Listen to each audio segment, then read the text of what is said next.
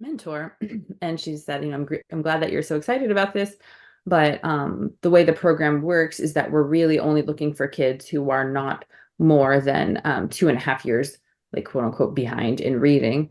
And I remember being so confused by that. I'm like, why? Like, why would this doesn't make any sense? I thought the whole goal was to help, close any gaps regardless of where they are. And after, without her saying this explicitly, it turned out to really be tied to money and what they could prove on paper. If you are working with kids who are not that behind, it's easier to show gains than closing a huge gap.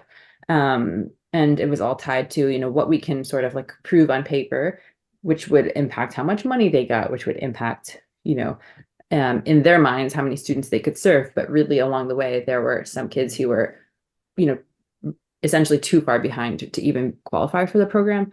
And that was so frustrating and awful. And luckily, like the mentor I had did not have me like turn the student away. She was like, no, keep working with him. Mm-hmm. And if somebody questions it, like she was willing to kind of put herself on the line because Yeah. technically we were not supposed to have accepted him into the program. And he made a lot of progress in the end, but no, it wasn't going to be the same as someone who, was already at a third grade reading level and fifth, it's not going to look the same on paper.